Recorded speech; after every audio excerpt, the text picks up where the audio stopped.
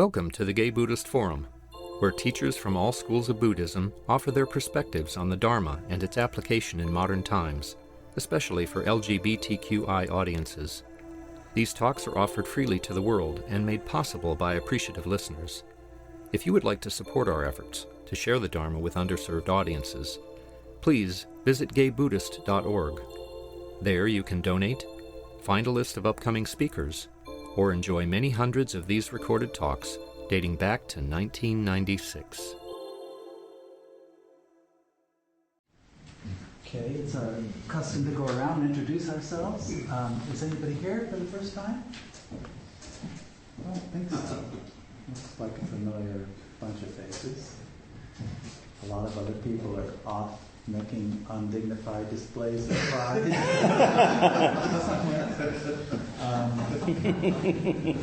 Darn. Wow. So I'm Joe. Peter. I'm David. I'm David. My name is Cass. I'm Tom. I'm David too. I'm Jerry. I'm Jim. Jeff. Roy. Peter. My name is Hal. Grecian. Yes. I'm Mark. My name is Michael. Harry. I'm Clint. And our speaker today is Clint Seiter, who we all know, who's been in this sangha practically since it began, who also is the muffin maker at Green Gulch, and has guided and really done a fantastic job with the Homeless Youth Dinner Project at Larkin Street, and before that at Hamilton House. Has belonged to a lot of long-standing Buddhist communities, so I think I'm going to talk about that. Yeah.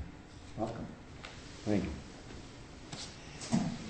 Hi, everybody. It's nice to see you all on Gay Freedom Day. It's a special day for us all. Back in the 90s, I'm not very good with time, but back in the 90s, there were two anthologies that came out, Queer Dharma and Queer Dharma 1. I think the publisher was Winston Leyland. And he approached me to write an article for each one of them.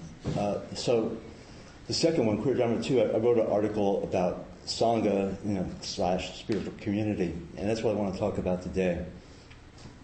So I remember way back when Mother Teresa was still alive, that there was an interview with her where the interviewer asked her what her plans were, and she said she wanted to start opening centers or missions in the United States because of the poverty there. And the interviewer was kind of taken aback by this. He said, well, the United States is a very wealthy country. How do you mean that? She said, well, I'm not talking about material poverty. I'm talking about the poverty of loneliness. And she said that she thought that the United States probably suffered more from that than any other country on the planet. And every culture has their own mythology. And the United States, I think the predominant mythology is the rugged individualist. And you see this permeate throughout, books, movies, the other media, where you always have the independent hero who is struggling through all sorts of difficulties and barriers, and finally prevails at the end and gets the fame and the fortune, possibly the romantic interest, but usually through his own efforts. You can see this through books like the whole Horatio Alger from Rags to Riches back in the 19th century. Scarlett O'Hara in Gone with the Wind, Howard Rourke in The Fountainhead, and all the craziness of Atlas Shrugged, and Gary Cooper in High Noon, where he's the only one that faced the bad guys, and just about any Clint Eastwood or John Wayne movie. They all were just how the individual was able to, like I said, prevail over impossible odds and win at the end, and usually just run right off into the sunset. In a much lesser degree, you would see how communities were faced with difficult problems and how communities work together to solve those problems to a happy resolution. They're there, but they're, at least my experience is they're a lot less common than the rugged individualist stories. And you can see this play out just in the actual dynamics of politics. Back in the 19th century, you had the whole social Darwinism theory, and taking Darwinism's survival of the fittest into society, where the rich were rich because of their efforts and their skills and their talents and their intelligence, and the poor were poor because they were deficient in some way, usually lack of intelligence or because they were lazy or whatever.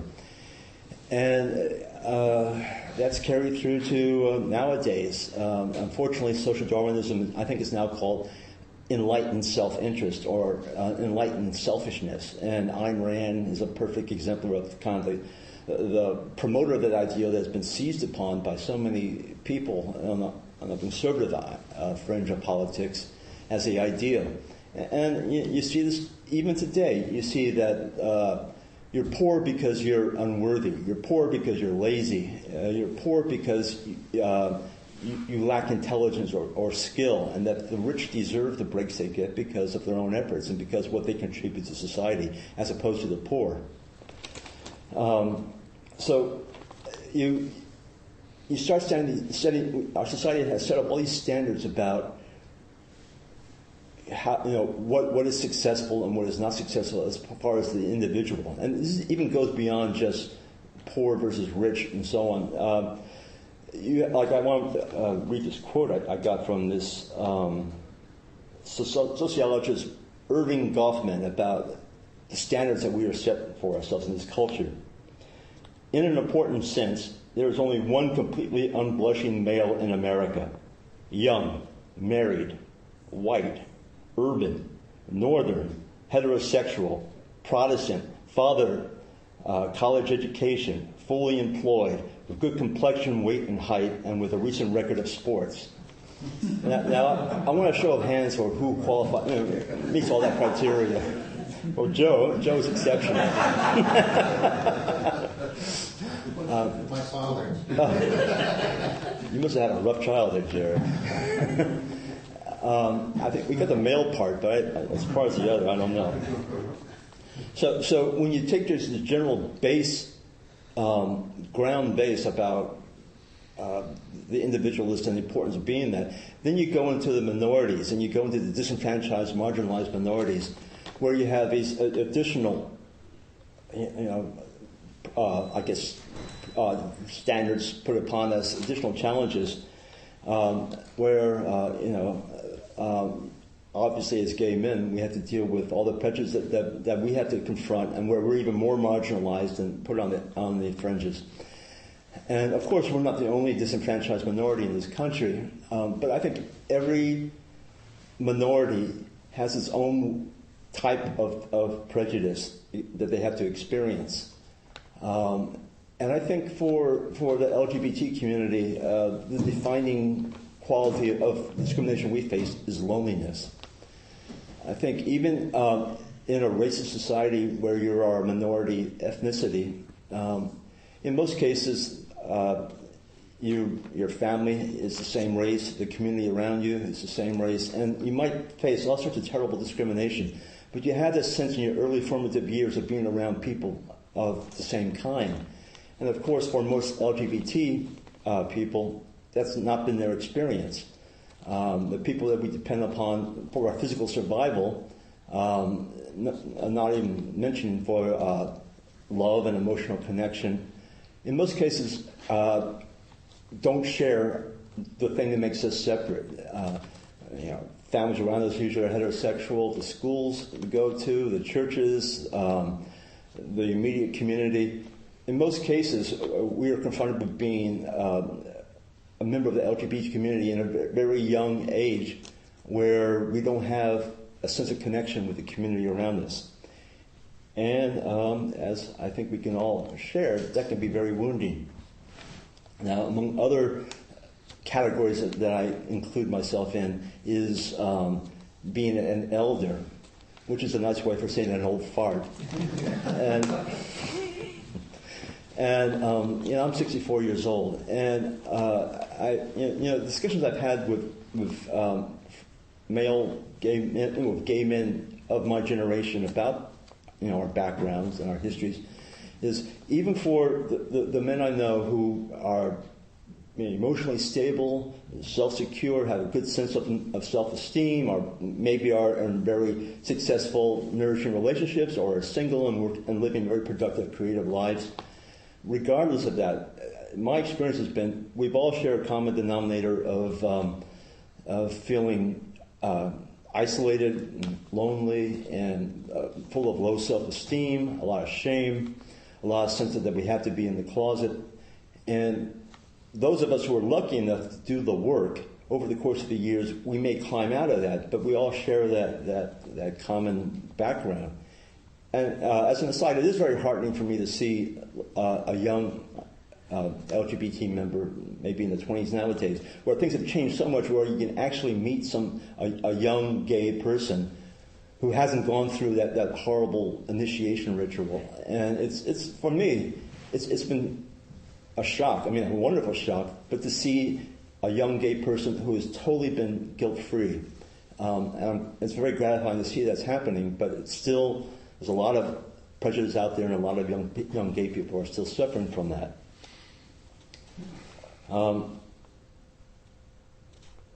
Okay, so I want to talk about how there's a book that I read once. It's called The Healing Web. And it just describes the effect of loneliness. And they've done like a real research upon the effects of loneliness upon people who suffer from that.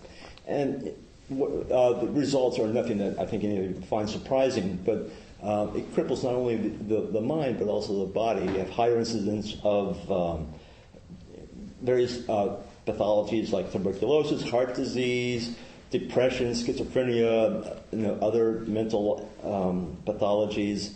Lonely people are more prone to suicide or to crime, to drug addiction, to alcoholism, or any other ways of self-medicating themselves in order to deal with their pain.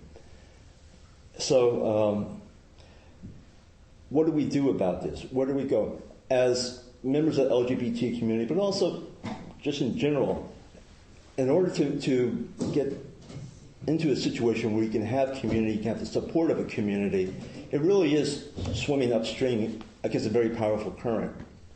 And it's been my experience, and I think I've seen it of others too, where it really requires a lot of work in order to get beyond the whole alienation, isolation, to a sense of a really powerful community that can sustain and nurture us. And we're lucky in San Francisco where there are all sorts of communities around here. You could say, I don't know, like the gay hiking club, or the gay skiing club, or the gay chorus, or the gay two-step dance club. These are all types of communities. They serve a very useful purpose. You can share a common interest, you can meet people, and so on. But they don't really address the real heavy questions that all of us face during our lives. How can we as gay men find meaning and purpose in our lives? How can we connect with love with others?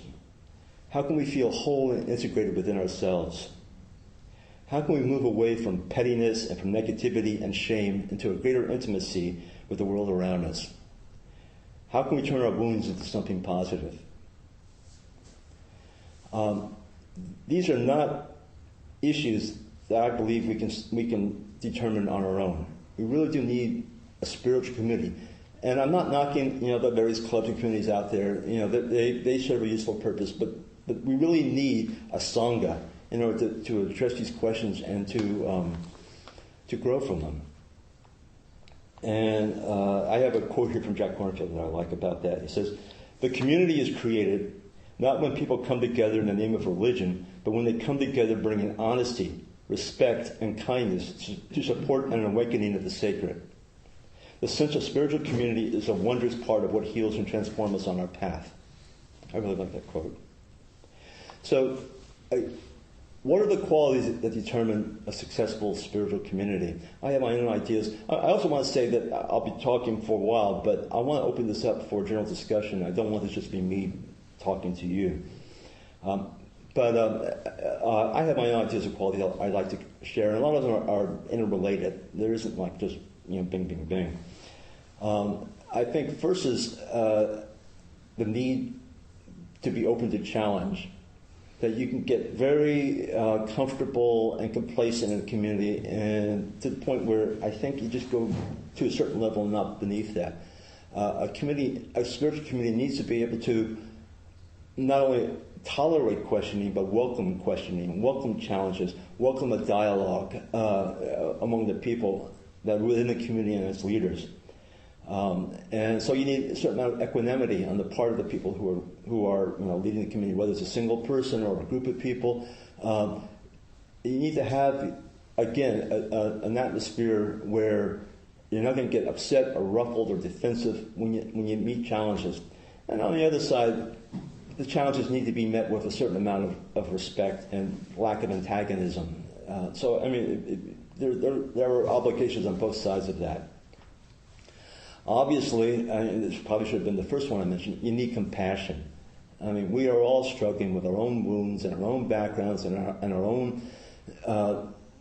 need to make our way through and find our path into a more stable, happier state that deals with our deeper inner wounds. And sometimes it's not pretty the way it manifests itself. And we just need to really be able to support each other and to really have compassion for each other. Need to have honesty. No hidden agendas, no double standards. We just need to really be able to communicate in a very honest, straightforward way with each other. I think we need to have balance too. This is particularly, I'm applying this to the Buddhist communities, but I think it can extend to others as well. Buddhism has both an interior side to it where we do the meditation, we do the contemplation, we find that still quiet part within ourselves. But we also go outside into the world at large, engage Buddhism, where we're taking our practice and we go out there and we interact with people and causes in a way where we can go ahead and maybe do some good in that way as well. And I would say, participation is also another important one. This is like, no matter how spiritual, quote unquote, a group may be, there's always a nuts and bolts component to it, where you really have to have people behind the scenes doing the work to keep the community alive and thriving. And, there's that old saying, you get what you give. I think it's very easy to go to a community to enjoy the benefits from it and then just not participate in keeping that community alive. So I think it's important for people to realize that every community needs to have some support behind it in order to keep it going and to keep it thriving. And I think the last, but certainly absolutely not the least, is you need humor. You need a sense of play. I don't think the spiritual community is like this deadly serious thing where we just need to really go in there and grapple our problems, and you can't be frivolous about it. There is obviously a need to be serious, a need to apply yourself in a determined way. But there also, you got to be light about it. You got to have a sense of play about it. I mean, as far as I see, any realized spiritual person, there is a sense that spirit is joy, spirit is play, spirit is humor. You can see it, for instance, on the Dalai Lama, all the stuff he had to go through, all the tragedy and struggle. You can see this remarkably playful and humorous quality to him, along with the tears and the compassion and the sorrow that he feels too. And I'm very moved by that. And I think it's really important for a community to have that. So, that's my list, and I'm sure it's not exhaustive. I want to open this up now to other people. Maybe you want to share your thoughts on what a spiritual community should be like, or your own history, or questions or comments. But I would like to make this more of a general thing now. So does anybody want to have anything to add or say to this? Would you mind reading that quote again? Which quote? It was the cornfield. The cornfield quote? Yeah. Okay. A community is created not when people come together in the name of religion, but when they come together bringing honesty, respect, and kindness to support an awakening of the sacred. This sense of spiritual community is a wondrous part of what heals and transforms us on our path.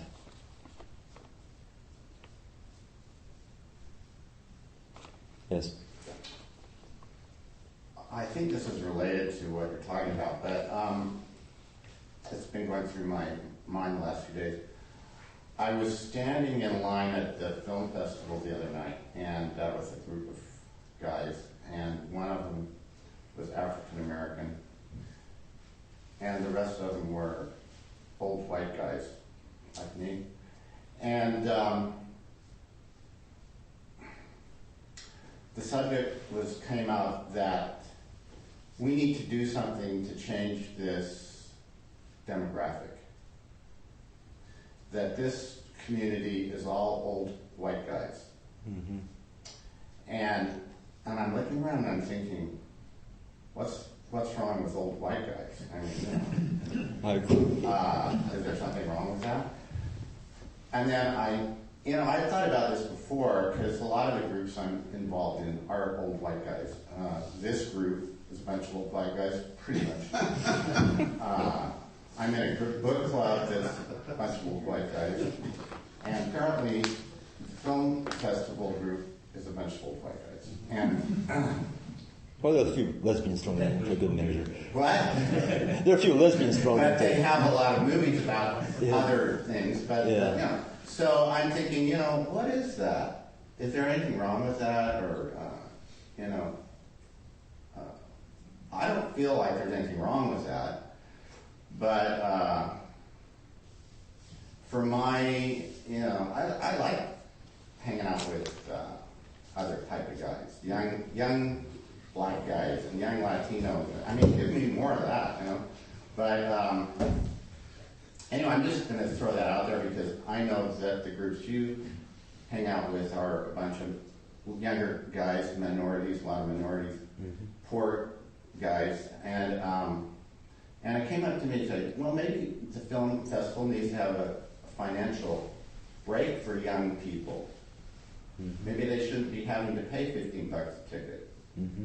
And then I've been thinking about this group. Maybe this group needs to have a financial incentive for young guys, not expecting to pay $10 to come and having that be set as a ticket to come here.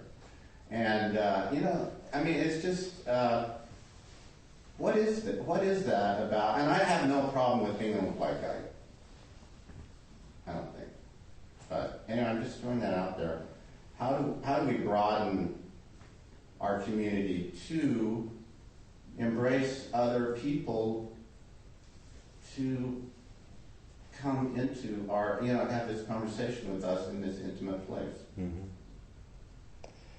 That's a good question. And it's, Well, so in response to that, I agree with what you said, but so last night down in Castro was Pink Saturday, and I live right there on that corner, so with a friend who's new to the city, kind of waded into it for all of about 15 minutes before we, ran screaming. But it was definitely not the demographic that you described. It wasn't my demographic, so it was like a group from a completely other place, had just been dropped into the neighborhood. So I guess what I'm trying to say is probably the community that we experience is what we surround ourselves with, and yet there's this other community of young, vibrant, gay kids, not a blonde to be seen in the crowd, who were just enjoying it, and that's their community. So they probably wouldn't say, the quote gay community is old white men. Maybe our gay community that we run, the circle that we run in, happens to be that. And there seems to be like these distinct silos of, who you associate with, which, has probably been in existence since society was created. But, so how do we bridge that? And how do we, interact with each other and not just find ourselves as a group lonely? Correct.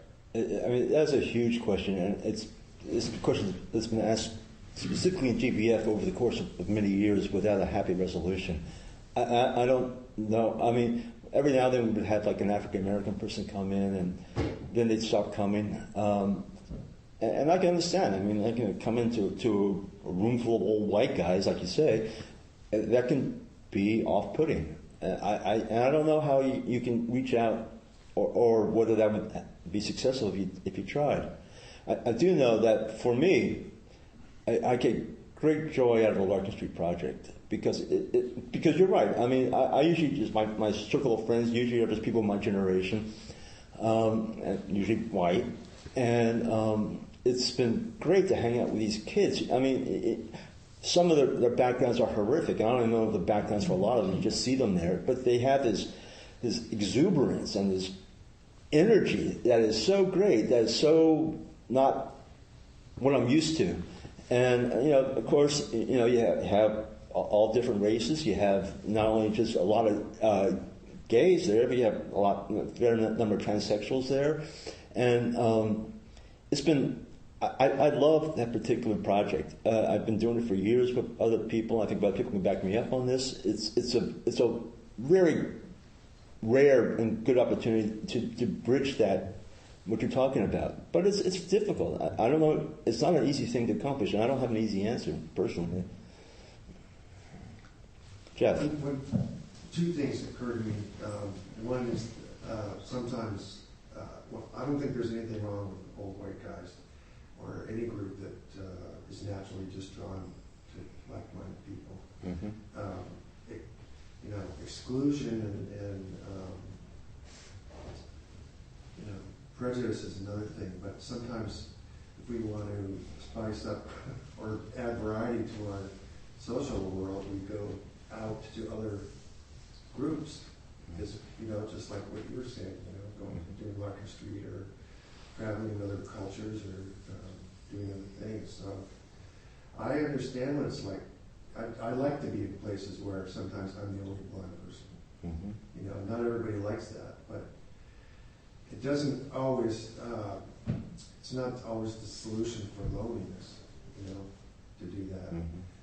But, I just wanted to add on the issue of loneliness, the other quality I find as an older white guy that is contributing to that is that we're males.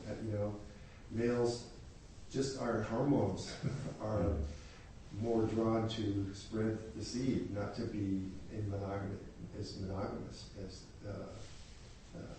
the female is. And I think that also adds to, how many people in here really are in a long-term relationship? What percentage, maybe? 1, 2? How long is long?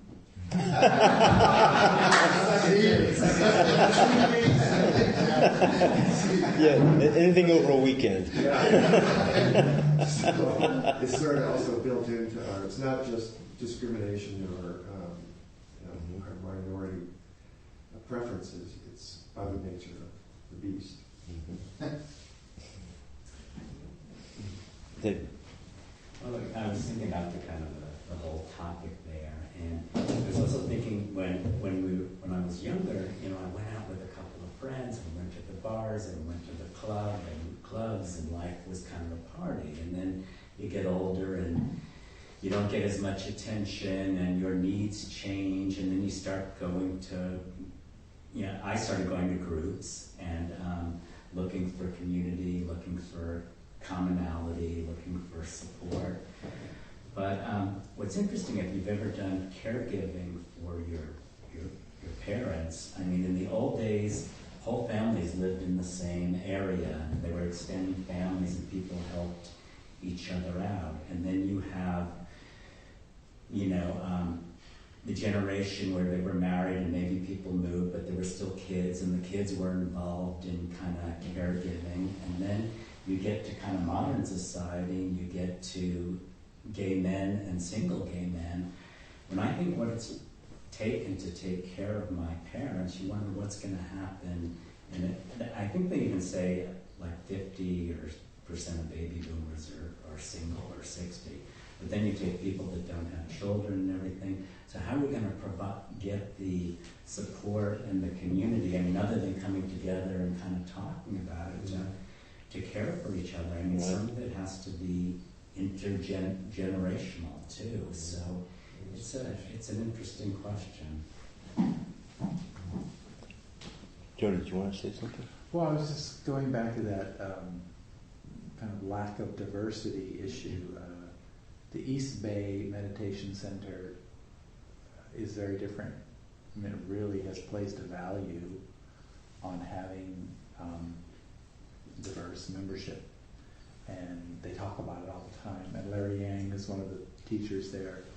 It's kind of his mission is to, have people of color have access to meditation and Buddhist thought, so that the energy of the place is really kind of about that. So it's possible. I mean, it's just a value. I think one of the unspoken things that we understand about each other here is that most of us have lived through that isolation and that shame, and that we have that common history. We don't necessarily talk about it, but we know it and feel it in each other, and that's something that's kind of special. I don't know if that necessarily goes away if you open up to a more diverse population.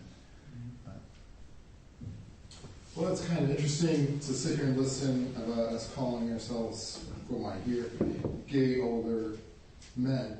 And I feel like, at least what I hear, and I do this myself, I feel the shame about being a gay older man. And I'm kind of like, maybe we could say we're just proud gay elders. And get out of that, because we've gone through so much coming. I mean, I'm 62, and I've been out 40 years.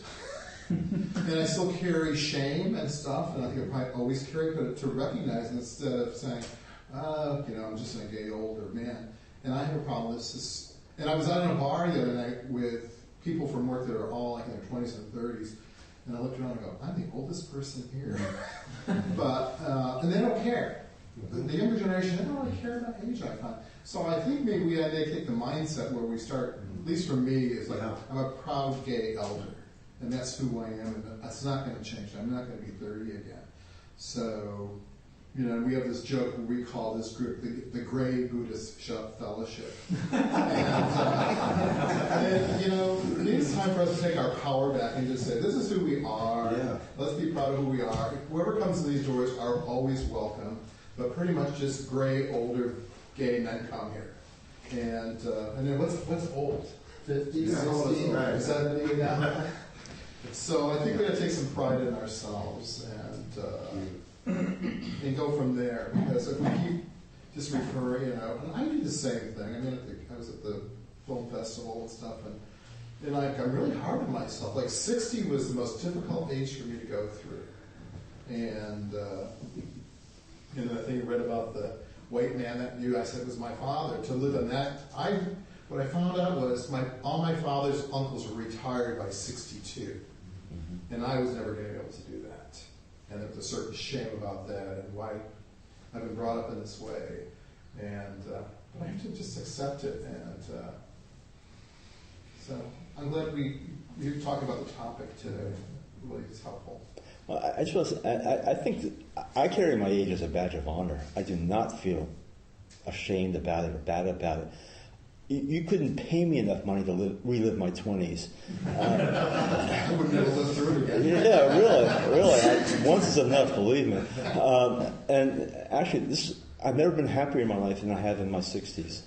This is, if you do the work, you reap the benefits. And I was so confused and so unhappy and so lonely and so lacking in self-esteem when I was a young man. And it's just so great after all the therapy and the spiritual paths and the mushrooms on Mount Tam that I've gotten to the point now where I really enjoy being myself and I enjoy my life. And so believe me, I do not consider myself, in a negative way for being an older person.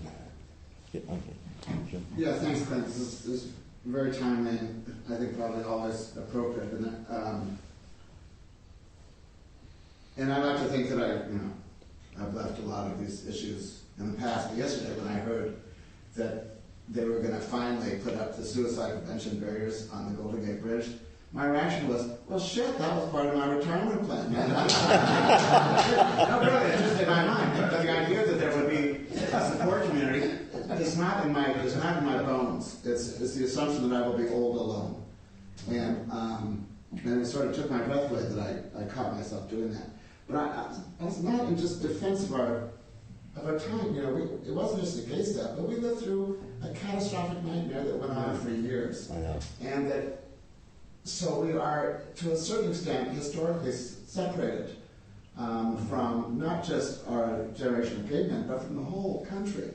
Yeah. My mother says she knows of no group that has known such grief as we have. Yeah. And they went through the war. She said, I lost more in a year than she lost in the whole war. So I think I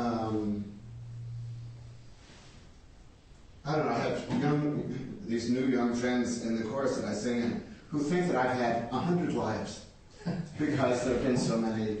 Well, you probably have. Well, no, but we all have that many.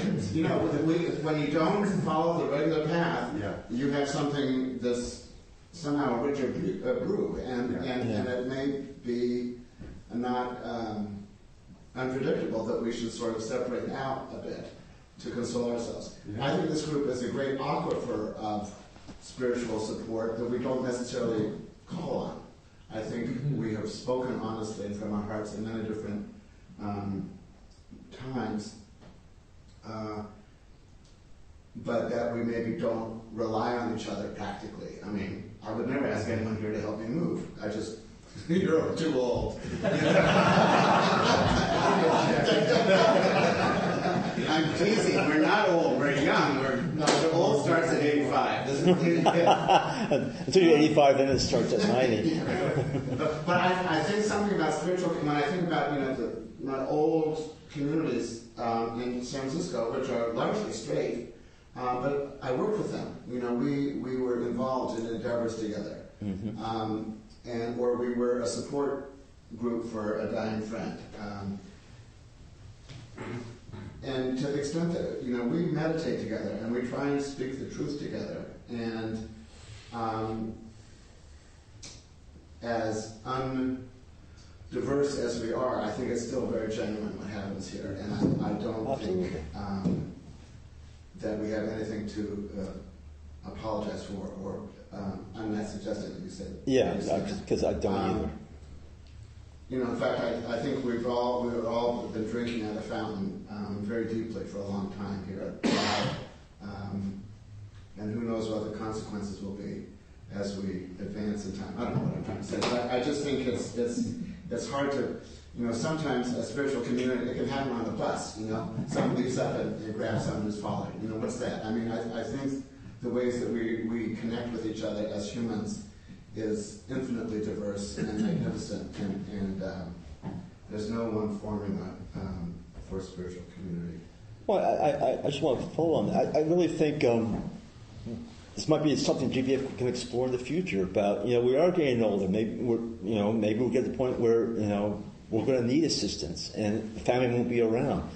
I think we need to be able to be there for all of us, each when we need it, and that's what a spiritual community is all about. I have very little contact with my biological family. I have a circle of friends that are very dear to me. But we got to think about that. I'm in good health now, knock on wood, but it's not always going to be that way. And I think it's true for all of us. Yes, Roy. As undiverse as the GBF is, I am a person of color, and I'm very happy to be here. I just want to say that. Okay. And there's a few of us. Yeah. Thank you. How? I think it's natural as to be an old white person and assume everybody you see who isn't noticeably a different color is another old white person.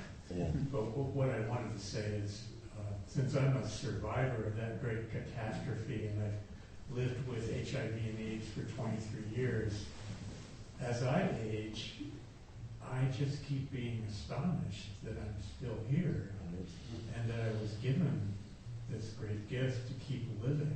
Right. somehow I've avoided survivor's guilt. I have survivor's joy. And I think it's interesting that everybody seems to live their lives assuming they're going to keep living. And it's not true for anybody in this room. You can go out and die in the sunshine in 5 minutes. So I have a different perspective on aging. And as my great friend and teacher James Bruein said, it's an adventure, not a predicament. I totally agree. That's my point of view. You know, when you had, again, the AIDS catastrophe, when you had so many young men dying in their 20s and their 30s, I mean, if I'll just speak personally, if that had happened to me, my life, there wouldn't be anything in my life that I would be able to point to as worthwhile, frankly, because I was so unhappy back then and so unrealized. I am so grateful to be a survivor. I'm so grateful to have those years where I could do the work, where I can get to a point of a certain level of wisdom, where I can get to a point of self-acceptance and happiness that I did not have when I was a young man. Yes, sir. I also have this perspective that as we're aging, it's a time when we're harvesting from the years that we spent struggling. And, I agree. There's wisdom that is still waiting to be harvested. Yeah. So, Clint, thank you for bringing all this up, and I thought it was very interesting the way you tied together, or at least you mentioned together, loneliness and honesty. Yeah. And so it reminded me, I saw the films that I saw in the film festival, 2 of them were Boulevard with Robin Williams, and then the documentary about the life of Barney Frank. And in Boulevard, he plays a middle-aged loan officer in a bank in a loveless marriage who's extremely lonely, even in his relationship with his wife, because he's never been honest about his sexuality. You know, never dealt with it himself. I mean, it's sort of a caricature. It's an extreme example, but he ends up befriending a male prostitute, and rather than having sex with him, just pours all of his affection onto this kid who's bewildered by that. But it was really a story of someone who's just terribly, terribly lonely, and then, you know, magically, as Hollywood would have it, is once he leaves his wife, he's like happy and open and free and no longer codependent. Very realistic. Yeah. But it's about the loneliness that comes from not being able to be honest. Right. And then with Barney Frank, he poured himself into his career, into public service, because he wasn't out. He was just so terrified of being found out that he didn't cultivate a personal life at all until he finally came out. You know, now is married, and not surprisingly, was suddenly over the whole public service thing.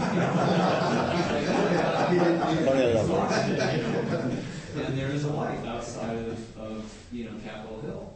And so it was interesting, those two contrasts where somebody's just lonely and someone else is lonely but motivated. And I think it shows that we come from an era where that has passed. I mean, people are no longer being raised the way we were, with as much fear and as much hesitance. You know, at least on the coasts, maybe in Mississippi and stuff, it still goes on. But there are choices. People can move. People can go someplace where they can find acceptance. Yeah, I just want to add on that some very cogent points. You know, we've all dealt with shame of being gay, but there's also a lot of shame of admitting that you're lonely.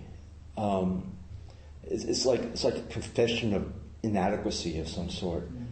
And I know there have been times in my life where I've been terribly, terribly lonely, and where I felt great shame about that, and where I really couldn't really tell people about that, because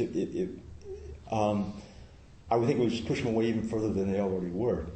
So I think that's an interesting point to work with too, to be honest. And you know, it doesn't necessarily mean you have to be clingy and desperate, but just say, you know, you don't have to put on this brave front all the time, or at least a spiritual community can be a place where you can drop that, at least for a while, and be honest. So I just want to add it to what you say. Peter. Talking about honesty and community, one place that occurs kind of naturally is in 12-step groups. Take a group of people with a common vulnerability, and they come together and honestly admit that they have that, and there's this immediate sense, for most people, of finding one's own or something. In my own life, I balance this Sunday morning group with a 12-step group, 2 12-step groups. I don't share a vulnerability here. Maybe right now I am, but I mean, in general, even with our small group discussions, it's like, here it is in San Francisco, it's a gay group. What else is there to share? You know, I mean, what else is hidden or my vulnerability? But in a 12-step group that I go to, there's all those characteristics you talk about. Laughter. Yeah. It's a pretty poor 12-step group where at some point or other somebody doesn't, you know, the group laughs at something that is so absurd, but we all do it, you know, right. that kind of thing. Right. And one of the traditions of 12-step groups is attraction, not promotion. There's no way of, you know, out there promoting the group. It's going to happen or it's not going to happen. And as the group evolves, you get so that there's, I really like this group of people here now. And then some newcomers come in, some people leave, and you don't like it because the group has changed. Yeah. But then, you know, 6 months later, you're kind of fond of this group again. And it's constantly changing. So that's what I say. Thank you.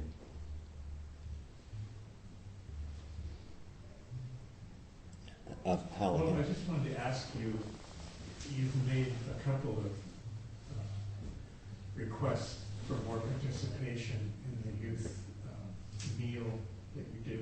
And I wondered if you had gotten a satisfactory response. Yes. People have come to me, either people who are already part of the volunteer pool who expressed more of a determination to participate, and also new people have come to me too. So I think we just did it yesterday, and we had a good crew of people, and it was a wonderful experience. I mean, you were there. Yeah, it was great. Wasn't it? Yeah. Get to know people, other GBFers. Yeah. And, you know you're doing something meaningful. But it's fun too. Yeah. And the kids are so good. I just love the kids there. So yeah, to answer your question, it looks like it's a better situation now than it was, a couple months ago. Yeah, sorry. So that actually is a perfect segue. You mentioned being lonely, and I find when I'm lonely, one of the ways I pull myself out of it is to feed people. Yeah. Whether it's friends coming over for just an impromptu meal, or pies. Pies. Nobody says no to pie. Or go out on the street. I mean, in my neighborhood, it's not hard to find someone who's hungry and say, "Hey, can I buy you a Subway, meal deal or something?" Oh, good. And for $5, you can turn someone's day around, including your own. Right. So you actually have done that? Yeah, all the time. Oh, that's cool. That's cool. Good for you. But that's like, it also reminds me of the monthly dinner that we do there at Larkin Street. Yeah. Yeah. I mean, you can't go there and be lonely. No. Yeah. No. It's a very tight-knit community type feeling just to be there, and it's fun. I mean, you have all these problems that come up and you resolve them, and it's been a very worthwhile experience for me. Can I jump in? There's some old Buddhist list of prescriptions, and for loneliness and depression, the prescription is service. Yeah. And when I think about during AIDS year, that there was that party went on so long, and then people got organized into service groups, and it was in the midst of all the loss, there was an increase in community. People got out of being alone.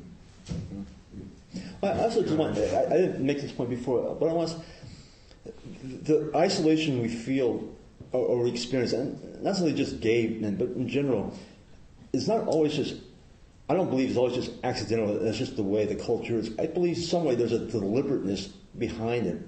If you isolate people, you take away their power.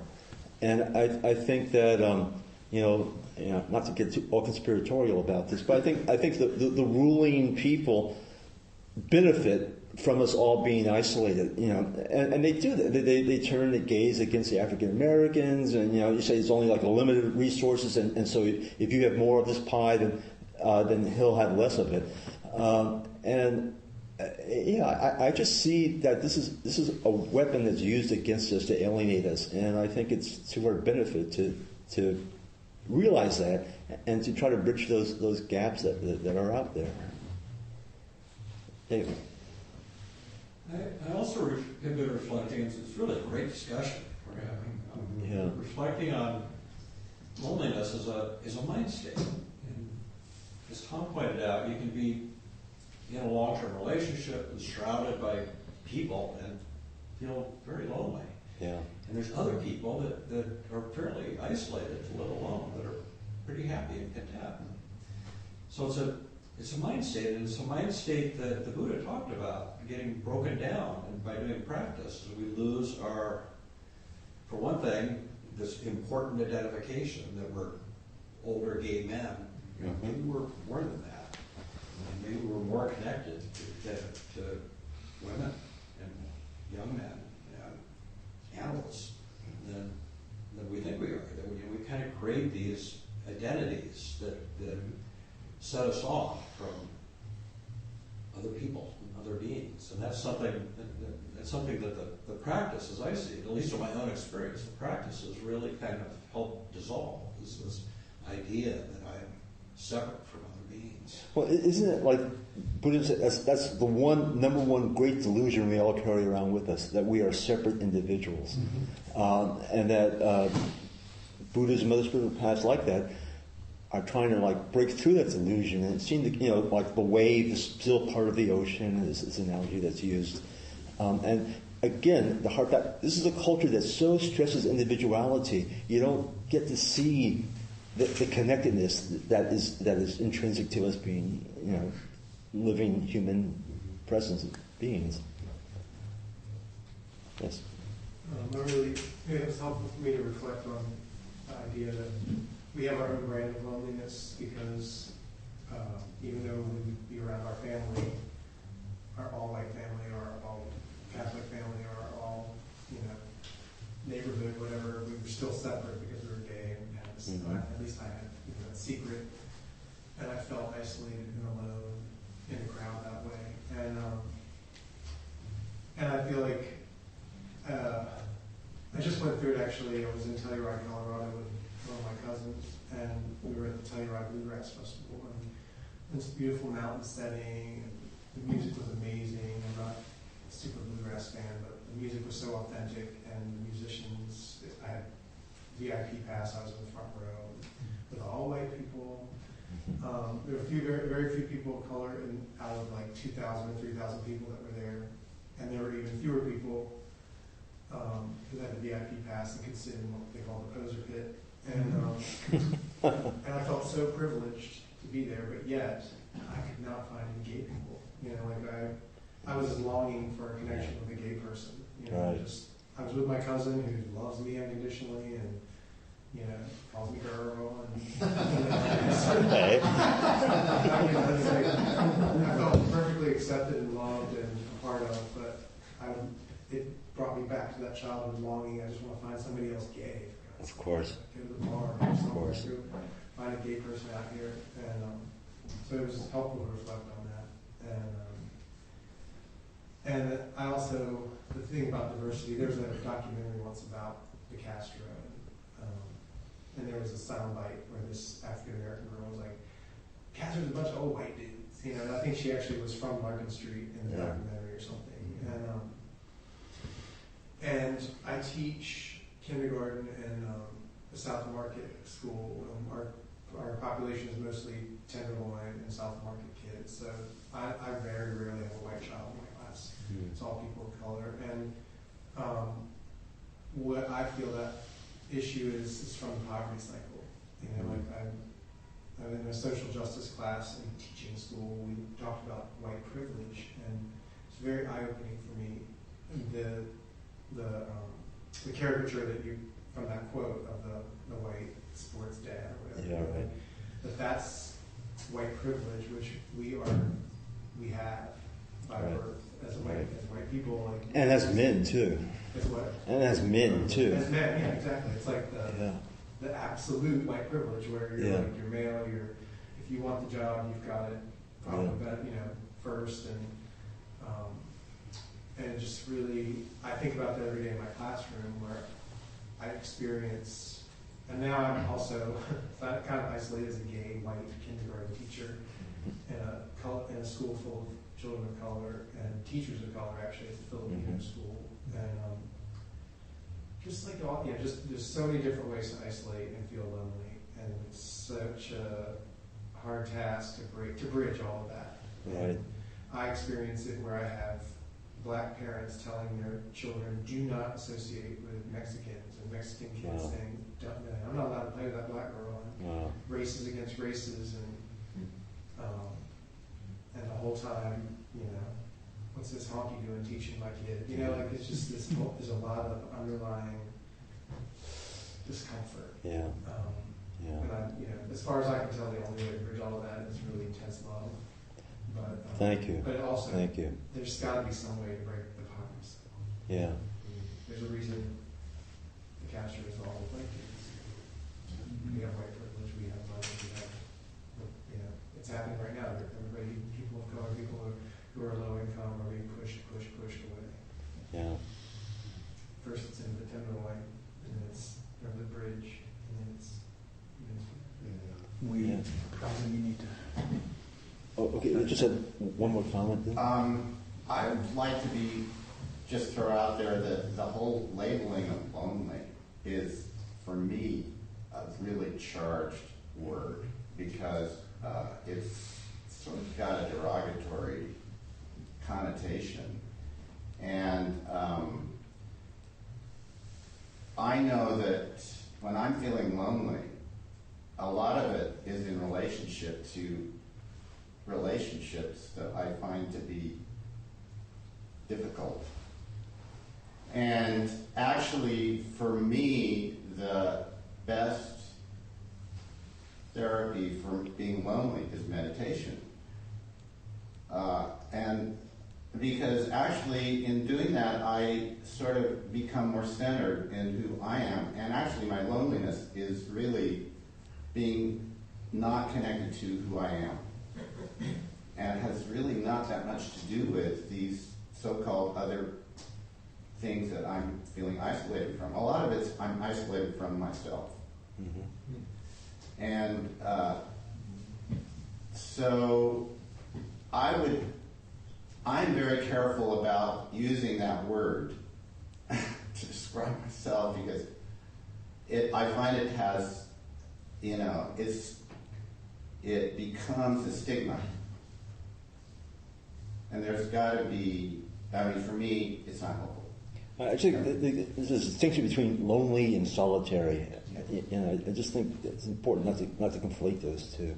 I'm just telling you my experience. Sure. My experience is that there's a stigma attached to that concept of lonely. Mm-hmm. My friends who are in relationships think of me maybe as lonely.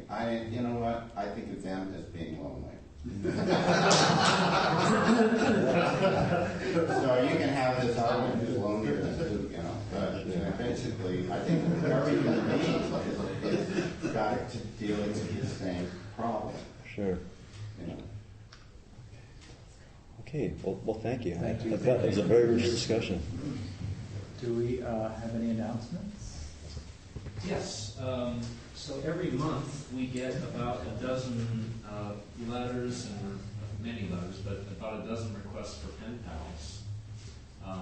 So these are people who are incredibly lonely in prison. They're isolated maybe from the other inmate population because, not just because they're gay, but then they're trying to conduct themselves on a spiritual path, or they're curious about, the Buddhist path. So if you feel inclined to, maybe reach out and help alleviate someone else's suffering in service, this is a great way to do it. You write to them like once a month more if you feel like it. There's guidelines to protect your identity and all that stuff, and it makes it a very safe and fulfilling form of service.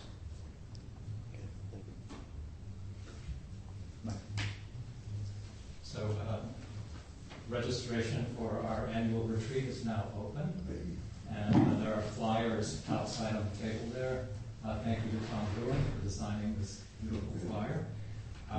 It's happening the third weekend of September, the 19th through the 21st at Vajrapani Institute. Our theme this year is karma. It's not what you think. It's worse.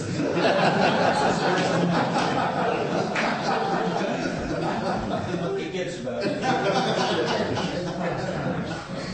And David Lewis is joining us. So, it's a great opportunity to cultivate more of a sense of connection with yourself and with other people in the sangha. If you have any questions, Jerry Jones is handling registration and accommodations. You definitely want to register early if you want a private space, because those go quickly and they're a limited number. So, and feel free to ask me any questions you have. Thank you. Jim? Yeah. My name's Jim. I'm your host for the day. There are some treats out there. There's a sign-up sheet. I think probably everyone has signed up. If you are not and want to be, sign up on that sheet. I'll be going around with a Donna bowl, and we look forward to receiving $10 for attendee as you are moved. And there's tea, hot water. If you'll put your cup in the sink, I will wash them at the end. And guys gather at the door around 12:30 who would like to go out to lunch together. So, did I skip anything? The Donna Bowl? I said I'd be. Okay, sorry.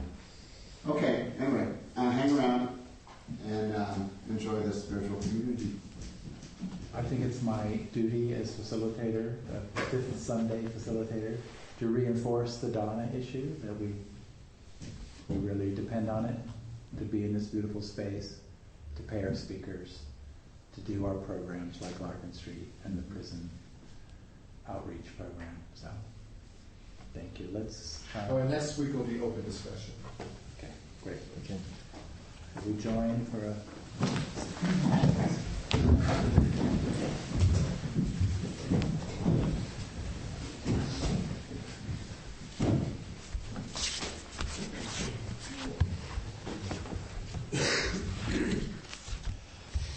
By the power and truth of this practice, may all beings have happiness and the causes of happiness. May all be free from sorrow and the causes of sorrow. May all never be separated from the sacred happiness which is without sorrow.